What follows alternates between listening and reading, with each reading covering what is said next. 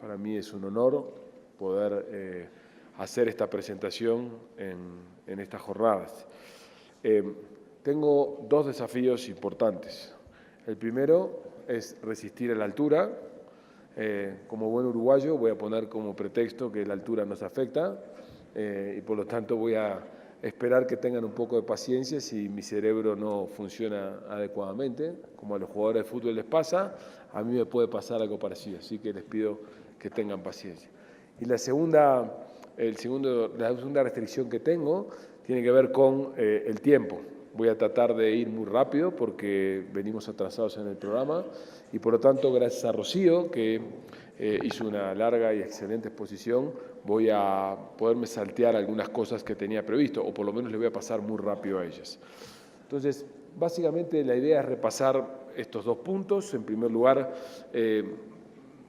muy brevemente enumerar el final de una etapa dorada para los países emergentes y en particular para los países de la región, y rápidamente tratar de adentrarnos en la discusión de los desafíos de política económica que los países de la región tienen. Solamente para fijar algunas ideas y tratando de dar una mirada un poco más de largo plazo de las que aquí miramos hoy.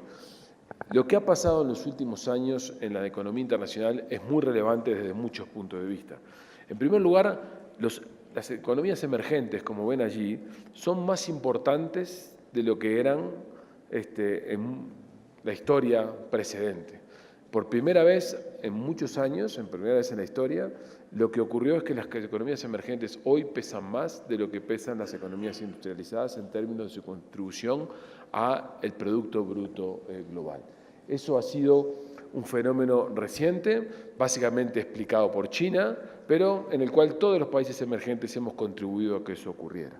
Al mismo tiempo venimos de una etapa corta, pero una etapa que ha ocupado por lo menos unos 8 o 9 años, donde los bancos centrales han practicado políticas, los bancos centrales de los países desarrollados han practicado políticas monetarias ultra expansivas. Las expansiones de hoja de balance que ustedes ven aquí, extraordinariamente altas, en el gráfico de la derecha abajo, quiero ver, encontrar cuál es el puntero, es este. Bueno, no funciona, voy a usar este. Las expansiones de la hoja de balance que los bancos se han hecho para intentar atacar los problemas de demanda agregada en los países desarrollados han provocado muchos fenómenos, algunos de los cuales tienen que ver con tasas de interés y otros tienen que ver con el valor del dólar. Los que tienen que ver con tasas de interés ha supuesto que el rendimiento de los activos denominados en monedas fuertes han sido muy bajos en los últimos años y eso ha dado lugar ¿a qué? A mucho flujo de capital hacia países emergentes. En ausencia de políticas monetarias tan ultraexpansivas, las tasas no hubieran sido tan bajas y los flujos de capital hacia nuestros países no hubieran sido tan elevados. Y eso no debemos perderlo de vista, porque estas condiciones de ultraexpansión fueron condiciones circunstanciales, transitorias, asociadas a la crisis y a la resolución de la crisis que tuvo lugar y se inició en el 2008 en Estados Unidos. Pero además, también, como vamos a ver enseguida, estas condiciones extraordinarias lo que supusieron fueron un valor del dólar muy extraordinariamente bajo. Entonces quiero mostrarles solamente 2 o 3 indicadores en términos de crecimiento. El primero, estos son... muchas gracias. Voy a desplazarme que para mí va a ser... Voy a desplazarme que para mí va a ser más cómodo. Lo que ustedes ven ahí son, en los puntos, van a ver precios la evolución de los precios del 80 al 2002, de algunos rubros relevantes para los países emergentes, de commodities, que tuvieron esas evoluciones, incluso algunos de ellos con variaciones negativas. Y lo que ven en barras grises es lo que ha ocurrido del 2002 al 2014. O sea, lo que ocurrió en 2002 y 2014 es que hubo un superciclo del precio de los commodities. Es un superciclo en el sentido de que los precios de los commodities subieron de una manera extraordinaria. Explicados por fenómenos de fundamentos, es verdad, China creció a tasas súper aceleradas, como vamos a ver enseguida, pero también explicados por un fenómeno clave que no debemos perder de vista, que es el valor del dólar. Lo que ven en la cuarta columna es la variación del dólar frente a una canasta de monedas relevantes para Estados Unidos. ¿Y qué vemos allí? Que entre 1980 y 2002 lo que le ocurrió al dólar fue que se fortaleció tendencialmente respecto a esas monedas y sin embargo del 2002 al 2014 el dólar se debilitó tendencialmente. O sea, lo que venimos de una etapa en la cual el dólar no valía nada. Gracias. Venimos de una etapa en la que el dólar no valía nada y por lo tanto muchos productos que exportamos nosotros valían mucho. Ustedes que son economistas saben que si la unidad de cuenta en la que se expresa el precio de un producto vale poco, naturalmente el precio vale mucho. Por lo tanto, el precio del petróleo a $140 la tonelada o el precio de la soja, como le decimos nosotros, no soya, a 700 dólares la tonelada, tenía mucho de que el dólar, la unidad de cuenta, no valía mucho. Por lo tanto, las señales de precios que la política económica debía extraer de este superciclo de commodities eran las señales de precaución. Lo que vimos en la última década es un fenómeno que tiene fenómenos de fundamentos legítimos, crecimiento de los emergentes y en particular de China, pero tenía fenómenos asociados transitorios, financieros, y nadie podía asumir que la estructura de precios que observamos en los últimos 10 años era una estructura de precios que había venido para quedarse, y ese es parte de los desafíos de la política macroeconómica. Y como les dije recién, las tasas de interés se mostraron extraordinariamente bajas a lo largo de esta última etapa. Fíjense, entre el 80 y 2002 la tasa promedio de un bono de Estados Unidos rendía 8% y sin embargo en la última década, 2002-2014, la tasa de interés se ubicó en el torno del 3%. ¿Qué quiere decir eso? Lugar donde colocar el dinero era poco rentable, por lo tanto el dinero en el mundo buscando oportunidades de negocios, muchas de las cuales estaban dadas en el sector financiero, pero también en el sector real de países emergentes, y eso, sumado al superciclo commodities, dio lugar a crecimientos muy importantes de la inversión extranjera directa y de la inversión en cartera en los países en desarrollo. Pero esa etapa, desde 2014, como Rocío contaba y como también el vicepresidente de Bolivia nos explicaba en la primera exposición, por distintas razones parece haber llegado a su fin. El mundo crece menos, tiene razón Rocío, crece menos respecto de la etapa del superboom previo a la crisis del 2008, pero también crece menos en términos de una mirada de largo plazo. O sea que la economía internacional está creciendo menos, y la economía internacional crece menos, el comercio crece menos, y el comercio crece menos, los países exportadores netos como somos nosotros, vamos a tener un estímulo del sector externo menos favorable. Segundo, ya la transición financiera que está teniendo lugar en el mundo por la normalización de las políticas monetarias lenta, muy lenta, como vamos a ver enseguida en Estados Unidos, está teniendo consecuencias, y el año pasado, por primera vez en casi 15 años, los flujos de capitales hacia los países emergentes fueron negativos. Esto es, en lugar de ser positivos, como lo muestra el gráfico de allí, en las líneas celestes, el año pasado tuvimos flujos negativos hacia emergentes. Esos flujos negativos hacia emergentes están explicados fundamentalmente por China. Fue China la que el año pasado expulsó capitales, pero ya este año tenemos signos de que los flujos de capitales emergentes no son tan favorables. Lo que se ha traducido ¿en qué cosa? En que la mayoría de los países han estado depreciando sus monedas. Ahí tienen un conjunto de países, los BRICS, los países integrantes de los BRICS, que han estado depreciando su moneda frente al dólar, porque básicamente cuando las tasas de interés en perspectiva se imaginaron los mercados que iban a subir, lo que ha estado ocurriendo es que el dólar se ha fortalecido, lo que supone que los países han depreciado sus monedas. Y consecuentemente, los commodities, de manera generalizada, ese es un índice general de commodities, han tenido una corrección a la baja sustancial. Es verdad que algunos productos más intensos, como es el petróleo, pero todos han tenido una baja sustancial. O sea que ese mundo fantástico que era, digamos, flujo de capitales positivos, porque tasas de interés muy bajas, por lo tanto acceso a financiamiento muy barato, inversión extranjera muy generosa, entre otras cosas porque no había rendimientos atractivos en el mundo desarrollado, dólar barato como consecuencia de las tasas bajas y precio de los commodities altos, porque China crecía mucho y porque por otro lado el dólar valía poco, ese mundo fantástico que nos acompañó en la última década muy probablemente llegó a su fin. Tuvimos un superciclo de commodities y la probabilidad que este superciclo se mantenga en el tiempo es muy baja. Eso quiere decir que ¿Vamos a estar ante un escenario totalmente inverso, absolutamente negativo? No, en absoluto. Hay varias condiciones que van a hacer prevalecer que la soja no vuelva a $150 la tonelada como valía antes, pero tampoco se va a consolidar en torno a los 550, 600. ¿Ah? O sea que la región viene de una etapa dorada, pero esa etapa dorada terminó. Y de alguna manera, una de las cosas que ustedes deberían pensar es, toda la región, todos los países, con políticas económicas totalmente distintas, anduvieron súper bien hasta hace 3 años. Incluyo en esos países que les fue súper bien, países que practicaron políticas, digamos, poco convencionales, como es el caso, por citar 2 ejemplos, Argentina y Venezuela.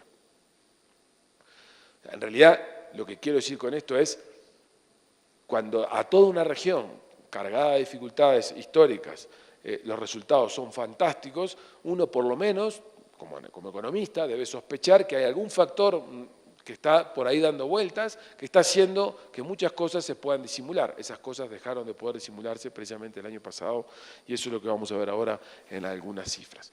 Solamente, esto lo voy a pasar muy rápido, solamente mostrarles una cosa respecto del mundo, porque esto lo describió muy bien Rocío. Efectivamente estamos en una situación de la economía internacional donde Estados Unidos dejó atrás la crisis, todavía con crecimiento moderado, todavía con asignaturas pendientes en mercado de empleo.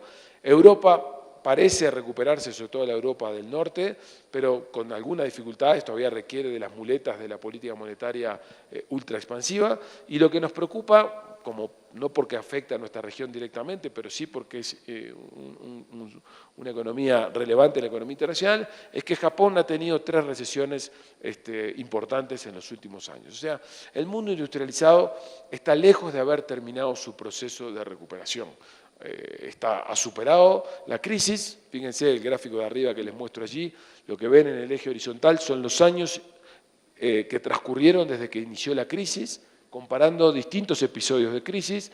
Lo que ven en primer lugar es la crisis de Estados Unidos del año 29.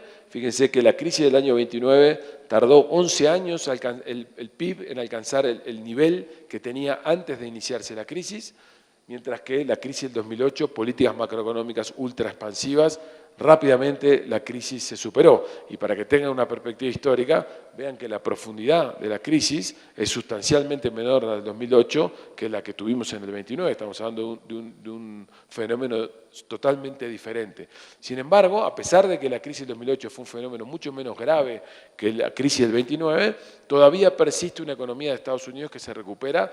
En perspectiva va mejor sin dudas, pero todavía demasiado lentamente. Una Europa que no termina de consolidar su proceso de recuperación vertiginoso y necesita ayuda de la política, sobre todo monetaria, que es la única que está disponible para el conjunto de Europa, y un Japón, que es el otro economía relevante avanzada, que atraviesa fenómenos de crecimiento bajo. Me voy a saltear este gráfico, solamente para ir un segundo a decirles algo sobre China.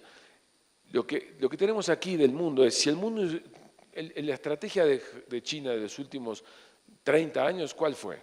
Consolidarme como un exportador de productos manufactureros más o menos poco sofisticados, industrias maduras, destinadas a qué mercados? A los mercados industrializados, típicamente vestimenta, típicamente algún tipo de electrodoméstico, típicamente la industria automotriz.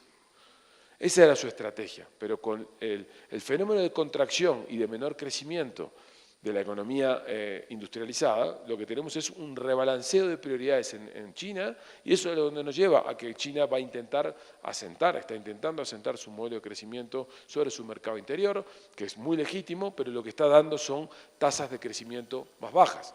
Las tasas de crecimiento chinas, que observábamos hasta hace poco, 10%, se convirtieron en tasas de crecimiento importantes, del 7%, pero tasas menores, y sobre todo con un incremento de la participación china en la economía internacional menos importante. China va a seguir creciendo, por lo tanto va a seguir sacando población de la producción para el autoconsumo, eso va a querer decir que la gente va a precisar más alimentos, Eso quiere decir que las dietas de los chinos van a volverse más sofisticadas, van a precisar alimentos, van a seguir produciendo industrialmente, van a precisar hidrocarburos, pero el ritmo al que lo van a venir haciendo no es el ritmo de los últimos 20 o 25 años, y eso también le introduce a toda la constelación de recursos que nosotros tenemos, los recursos naturales, un ritmo de crecimiento menos intenso. Por eso, como habrán visto y como hemos dicho o discutido en toda la mañana, los precios de los commodities han tenido un comportamiento totalmente bajista, muy marcado en el caso del petróleo, como lo marca por aquí la gráfica azul, menos marcado en el caso de los metales y menos marcado todavía en el caso de los alimentos.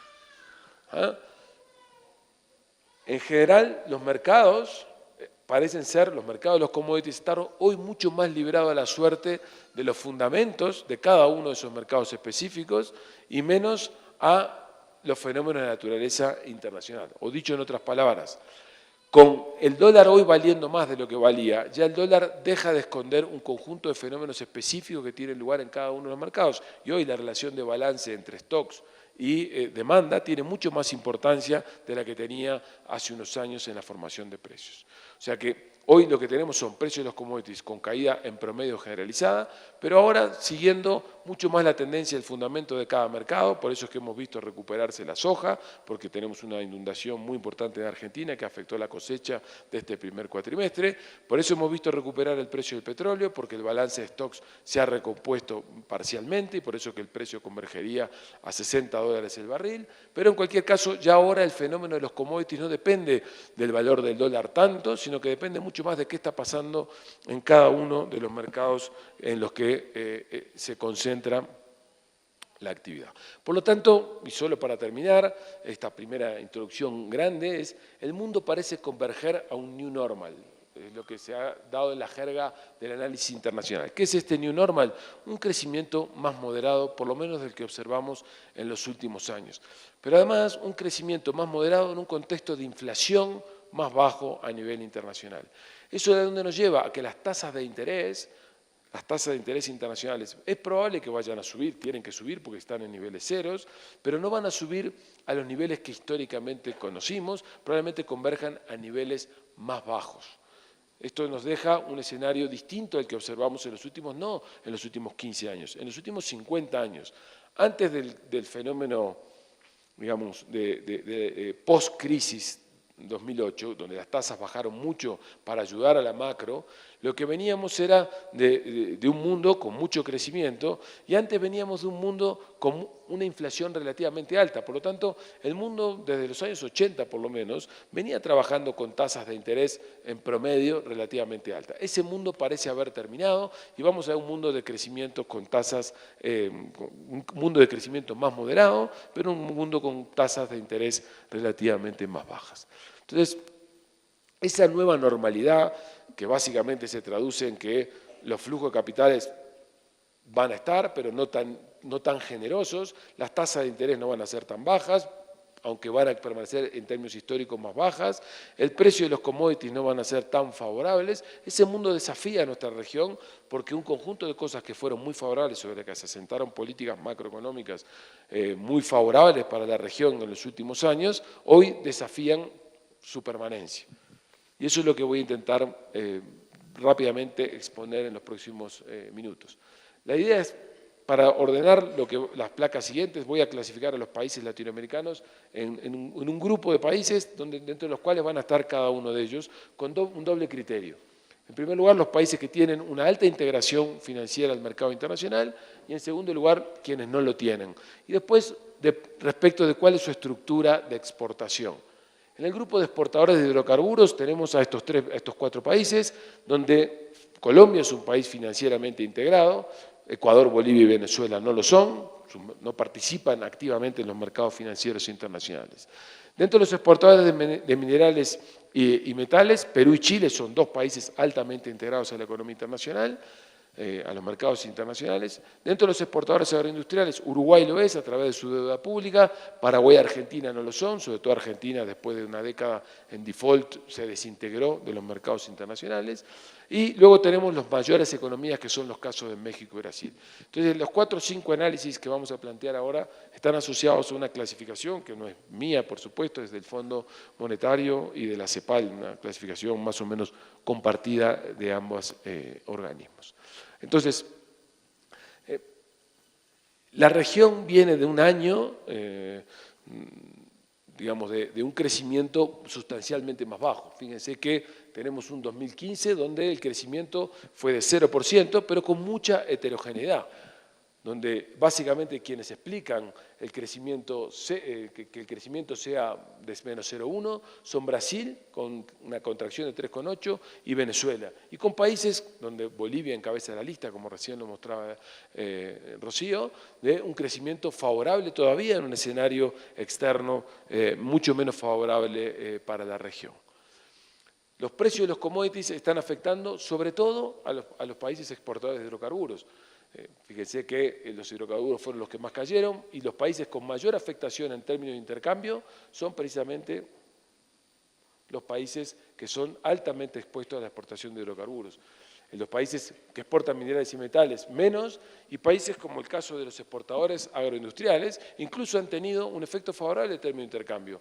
Los exportadores como Argentina y como Uruguay, pero sobre todo Uruguay, que son intensivos en exportación de agricultura, pero que son intensivos en importador de petróleo, tuvieron un efecto de término de intercambio favorable porque el petróleo cayó mucho más que la soja, dado que el petróleo es un insumo clave para la agricultura, el efecto de término de intercambio fue sustancialmente favorable, algo parecido de lo que le pasó a la economía brasileña.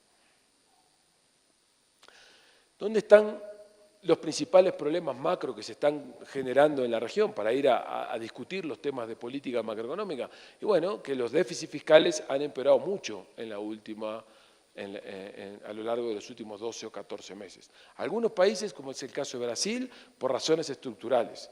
Brasil tiene una deuda muy elevada, tiene vencimientos a plazos muy cortos y el mercado le pide un revolving cada vez más exigente dada la magnitud de su déficit fiscal y eso ha supuesto que haya una especie de profecía autocumplida. El déficit fiscal crece de manera consistente y estamos en un déficit fiscal de casi 10%.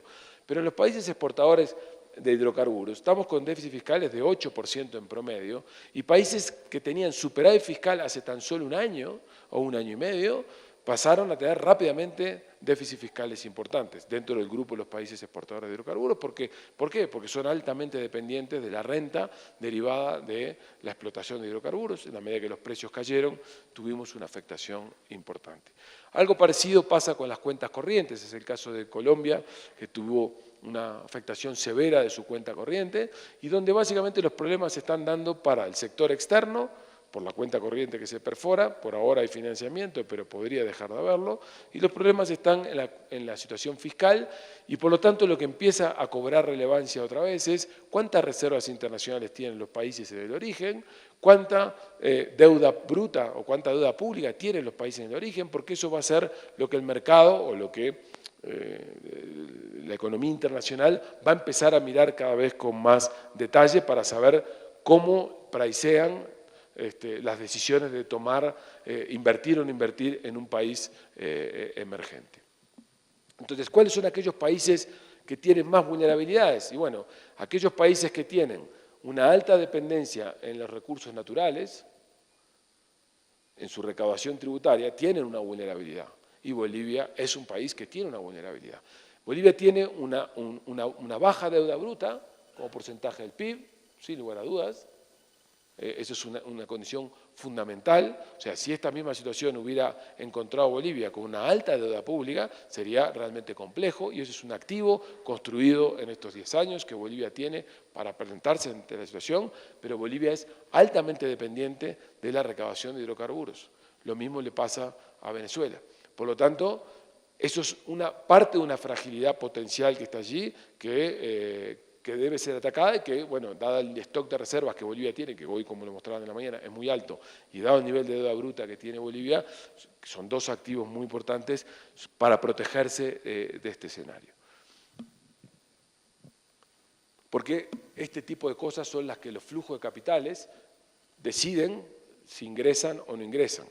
Los flujos de capitales lo que miran cada vez con más detalle, cuando las cosas se complican, es cuál es la posición macro de la solidez del sector público para poder repagar ya sea una emisión de deuda pública o para hacerse socio de un proyecto extractivo o un proyecto de explotación de algún tipo en cada uno de los países. Entonces, en ese contexto de los países de la región, ¿cuáles son, digamos, los márgenes que tiene la política macroeconómica en la región para enfrentar este tipo de circunstancias que básicamente es el fin de un superciclo? ¿De qué manera pueden reaccionar las políticas? El primer comentario que yo quisiera hacerles es, hay que tener cuidado con la idea de las políticas contracíclicas. Los economistas solemos definir bien que las políticas contracíclicas son aquellas políticas que lo que hacen es suavizar el ciclo, precisamente lo que hacen es evitar que la economía se sobrecaliente en la fase alta del ciclo, contrayendo la demanda agregada, básicamente generando superávit fiscales o con una política monetaria muy contractiva y generando los ahorros precisamente para poder inyectar liquidez o para poder expandir el gasto público en los años de baja. Entonces, por lo tanto, lo que es condición indispensable para practicar políticas contracíclicas es haber jugado la contraciclicidad en la fase fácil del ciclo. Hay países que hicieron ese deber. Bolivia es un caso. Bolivia llegó a esta situación con superávit primario, no este año lo perdió, pero había llegado con superávit primario, con buen stock de deuda, con buen stock de reservas internacionales y con inflación baja. O sea, Bolivia en la fase fácil del ciclo hizo una política, o por lo menos cuando uno la mira afuera, yo no soy un experto ni mucho menos en Bolivia, hizo una política que le exhibe indicadores macro que dicen, hizo una política prudencial. Otros países de la región no hicieron esto. Entonces, uno puede practicar políticas contracíclicas cuando es contracíclico en toda la fase del ciclo. Lo que no vale es decir que cuando vienen las condiciones malas yo quiero ser contracíclico porque es como vulgarmente uno podría decir, si yo aceleré en la bajada, ahora cuando viene la subida lamentablemente tengo que frenar porque yo me excedí en el proceso que era fácil. No todos los países de la región hicieron esto. En Uruguay, el país del que vengo, para no hablar de otros, no hicimos todos los deberes al respecto. Hicimos una buena parte de los deberes, pero no todos los deberes al respecto. Y hay otros países de la región que no hicieron ninguno de los deberes al respecto, y son los países que están sufriendo más en este momento. O sea que es muy importante que cuando uno se planta frente a la gestión macro, no pierda de vista que hay ciertas condiciones de estabilidad que uno tiene que mantener a lo largo de toda la etapa. Eso es un tema. Y la otra cosa importante en materia de contraciclicidad o no, es tener en cuenta cuán permanente o transitorios son los fenómenos económicos que tienen lugar. Si este es un fenómeno, el nuevo nivel de precio de los commodities y la nueva normalidad de bajo crecimiento global, es un fenómeno transitorio, es muy bueno que los gobiernos hagan políticas contracíclicas, porque es simplemente comprar tiempo para que mientras esto termina. Pero si el diagnóstico fuera otro, que lo que fue extraordinario fue el superciclo alcista, la política contracíclica tiene que ser manejada con más cuidado y hay que buscar políticas por otro lado, no son políticas de corto plazo, sino son políticas más de largo plazo, políticas de inversión en infraestructura, políticas de inserción internacional, políticas de mejora de la productividad. Y yo tengo la impresión de que esto no es un ciclo, esto no es que tuvimos un ciclo muy positivo y ahora vamos a tener un ciclo negativo y volvemos al ciclo muy positivo. Parte de la bonanza que vivimos fue un fenómeno en el cual se generaron un conjunto de circunstancias difícilmente repetibles para que tuviéramos un impulso tan fuerte sobre el sector externo de nuestras economías, que era el dólar barato, los commodities creciendo mucho, jalonados por China, tasas de interés bajas, flujos de capitales muy intensos y una crisis del mundo industrializado. Esa combinación de todo eso junto difícilmente vuelva y por lo tanto no volveremos a una situación tan favorable como la que vivimos. Y eso nos lleva a que las políticas contracíclicas se pueden desplegar, pero con cuidado, porque no pensemos que esto va a durar 2 años. Pero sin perjuicio de eso, digamos 2 comentarios sobre políticas macro de corto plazo. ¿Quiénes están en mejores o peores condiciones para practicar políticas contracíclicas? Bueno, los países que tienen cierta holgura monetaria y que tienen un alto nivel de penetración del sistema financiero, bueno, tienen margen monetario para poder actuar. Y bueno, aquí los que tienen, claramente Chile es un país con alto nivel de penetración del sistema bancario. Bolivia llama la atención por su alto grado de monetización. Les confieso que la primera vez que vi este número dije está mal. Estaba trabajando con los muchachos y dije esto está mal.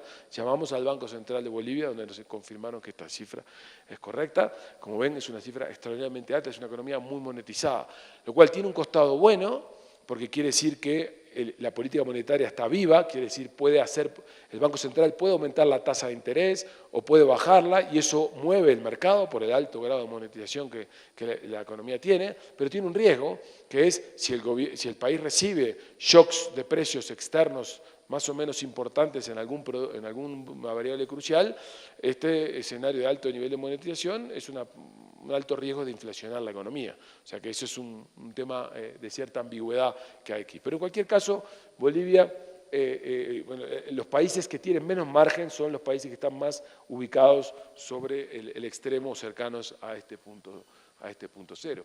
Y el punto clave son los países que tienen o que todavía tienen sobre su espalda cierta credibilidad en la política monetaria en términos de inflación. Y diría que salvo los casos de Uruguay, Brasil y Argentina, el resto se han comportado bastante bien, no tanto porque tengan la inflación baja, que eso no importa mucho. Uruguay tuvo una inflación promedio del año 60 al 98 de 63% anual. Era una inflación enormemente alta. Hoy la tenemos en torno al 10%. Y por lo tanto decimos, hemos hecho un buen trabajo. No, el mundo en el cual esa tasa de inflación alta de Uruguay existía era un mundo de inflación del orden del 8 o 9%, con lo cual la distancia relativa es lo que importa. Hoy nosotros somos un país de inflación alta. En el mundo no hay muchos países como Uruguay de inflación del 10%. Importa mucho más que el nivel de la inflación, cuán cerca está dentro del rango meta o del compromiso inflacionario la inflación de la meta que el Banco Central se trazó. Y acá hay tres países en problemas, que son Brasil, Argentina y Uruguay, sobre todo Uruguay y Argentina, y el resto de los países más o menos están dentro de los rangos, y por tanto eso es un instrumento importante para poder practicar políticas monetarias contracíclicas o en los momentos en los cuales la economía se vuelve menos favorable. Cuando uno mira del lado fiscal, bueno, los países que tienen alto nivel de deuda bruta y alto déficit fiscal están en peores condiciones para practicar políticas contracíclicas. Acá está el grupo de países que no hizo los deberes. Perdón, acá. ¿Qué quiere decir? Tienen altos déficits fiscales y altos niveles de deuda bruta. El caso de Bolivia es un caso particular porque tiene un deterioro significativo en un año observado del resultado fiscal, a pesar de que venía con buenos resultados fiscales, pero tiene un bajo nivel de deuda bruta. Y eso le permite un año, 2 años, donde tu resultado fiscal se te desacomode, lo podés tolerar si tenés un bajo nivel de endeudamiento. No lo podrías tolerar si tuvieras un nivel de endeudamiento como el que tiene Brasil, y esa es la razón por la cual en Brasil persiste la presión macroeconómica. O sea que en realidad, y obviamente los países que están aquí, como Chile, Perú y Paraguay, son países que tienen mayor margen, tienen bajo nivel de endeudamiento, bajo nivel de déficit fiscal, ellos pueden practicar políticas estrictamente contracíclicas, expandiendo la demanda agregada vía el gasto público, porque eso contribuye a eso. Y ni hablar el nivel de stock de reservas, donde otra vez Bolivia destaca como un país que esta bonanza guardó. Son cosas importantes que deben ser destacadas y que llaman la atención. Se los digo esto visto desde afuera de Bolivia. Las políticas que Bolivia ha practicado en los últimos 10 años no son políticas ortodoxas. Hoy el vicepresidente de la República lo planteó con toda la claridad del mundo. No son políticas ortodoxas, no forman parte del mainstream de lo que los economistas aprendemos. Sin embargo, 2 comentarios. El desempeño económico es muy favorable y uno podría decir, bueno, es muy favorable, como hoy se argumentaba, como consecuencia de que la bonanza fue grande. Pero también, y no debemos perder de vista, es muy favorable porque el manejo macro, visto desde afuera, luce serio, luce alineado. O sea, las políticas no fueron ortodoxas, pero el manejo macro sí cumplió las reglas. Y eso es un factor diferenciador que por lo menos a mí me genera bastantes reflexiones sobre qué se puede hacer y qué no se puede hacer en América Latina. Lo que no se puede hacer es ser heterodoxo y al mismo tiempo relajar los equilibrios fiscales. Argentina, Venezuela. Las dos cosas juntas solamente funcionan cuando las cosas van muy bien. Si las cosas no van bien, el barco se da vuelta. Entonces, resumiendo esto y yendo ya a una parte más de conclusión.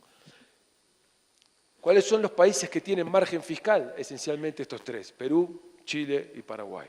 ¿Cuáles son los países que tienen margen de política monetaria? Esencialmente México. ¿Cuáles son los países que tienen poco margen de política económica?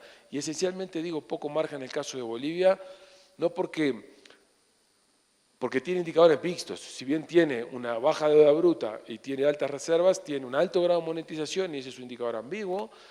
Y, por otro lado, tiene una situación fiscal que se deterioró muy rápido. Por lo tanto, tiene margen, pero para usarlo con cuidado. Y países que no tienen margen para actuar en el cortísimo plazo son Venezuela y Brasil. Ese es el resumen de la región. Es decir, esto es para razonar en lógica de política macro estrictamente de corto plazo. Si uno se plantea un segundo y dice, bueno, ¿qué pasa con la mirada de crecimiento más largo? Porque si esto no es un tema de un ciclo, sino que acá lo que tengo que trabajar es sobre determinantes de largo plazo, bueno, la productividad es una asignatura pendiente para América Latina. América Latina tiene un desempeño en términos de productividad bastante malo y acá hay un un camino que es crucial. Invertir en infraestructura e invertir en capital humano son dos variables cruciales en América Latina.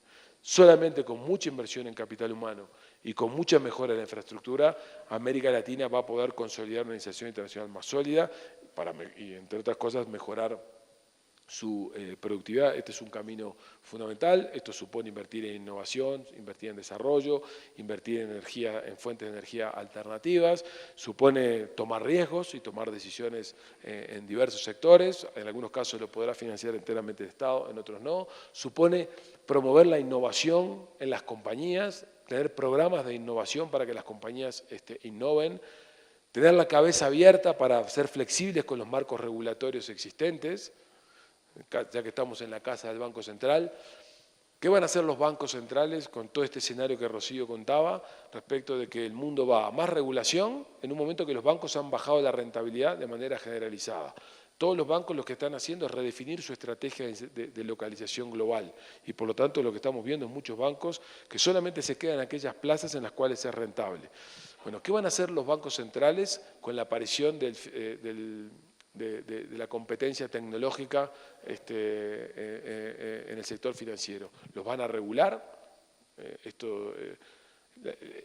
La intermediación bancaria que nosotros hemos conocido de manera tradicional, que es una institución seria, que tiene su nombre, que tiene un conjunto de directrices y que sigue una regla de comportamientos reguladas por un banco central, porque la gente deposita allí su dinero, dan un marco de garantía. Pero ¿qué va a hacer cuando hoy tengamos personas que se prestan entre personas? ¿Eso es intermediación bancaria o no es intermediación bancaria?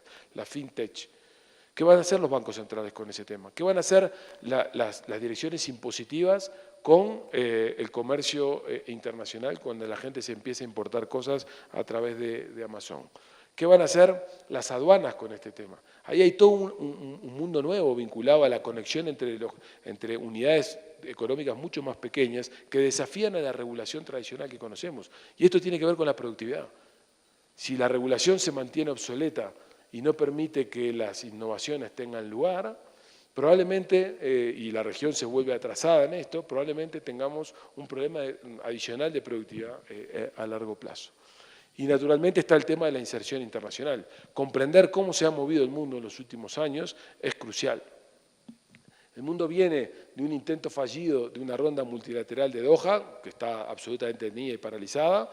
Como todos los países, muchos países decodificaron que esto estaba detenido, se arrancaron con los países, con los tratados de libre comercio, y hay países como Chile, aquí cerca, que tiene firmados más de 60 tratados de libre comercio, y hoy la agenda la dominan los países industrializados, al cual se suben algunos países latinoamericanos, de tratados plurilaterales, donde el acceder a esos tratados es voluntario, Pero lo que es relevante es que en esos tratados, por ejemplo el TISA, se definen estándares para el intercambio de información, para la transparencia informativa, que una vez que esos países sean lo suficientemente importantes, ¿no? 66% del PIB, 1.000 millones de personas que lo integran, va a ser muy difícil que los que no entremos en ese rubro no aceptemos que las reglas que esos países tienen estén sobre la mesa.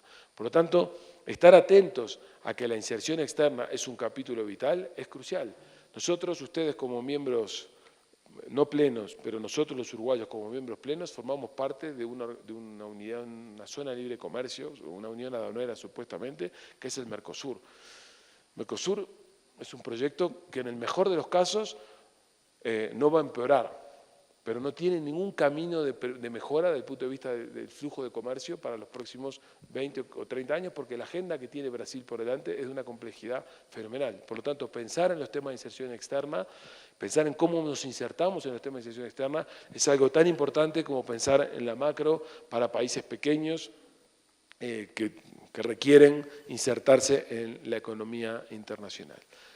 En síntesis, la economía va a crecer menos, en particular la economía regional va a crecer menos, América Latina va a crecer en estos próximos 2 años a tasas sorprendentemente bajas, en este caso muy jalonadas por Brasil y por Venezuela, pero todavía acá con tasas que van a ser sustancialmente menores a las que hemos visto en los últimos años, y por lo tanto los desafíos son estos que están planteados aquí para enfrentar los distintos fenómenos que se están poniendo sobre la mesa. Solamente quiero hacer un comentario sobre este punto, que es la discusión sobre las reglas fiscales, un tema que apasiona en la literatura y apasiona a los economistas. Las reglas fiscales son útiles si solo sí ocurren 2 cosas. Tengo cierta flexibilidad monetaria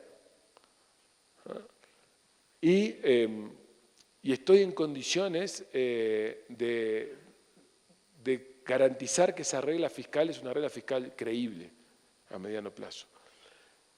En un país como Chile, una regla fiscal atada al cobre, como la tienen, es una regla creíble porque sigue un precio internacional y por otro lado, dado el grado de monetización que Chile tiene y dado el grado de solidez macro que Chile tiene cierta flexibilidad monetaria. Pensar en reglas fiscales en las cuales no hay flexibilización monetaria, en el caso extremo opuesto, que es el caso Uruguay, donde tenemos doble moneda, podemos transar todo en dólares y en pesos, es un esquema muy riesgoso. Es atarnos de manos de manera excesiva, es perder la flexibilidad que tiene que tener la política macro para enfrentar shocks externos. Los países pequeños y relativamente abiertos al mundo tienen que tener la mayor capacidad de adaptación al cambio de escenario internacional.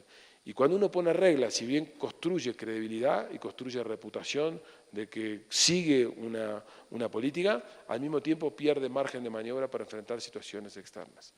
Muchas veces las reglas fiscales son utilizadas porque la gente no cree en los gobernantes.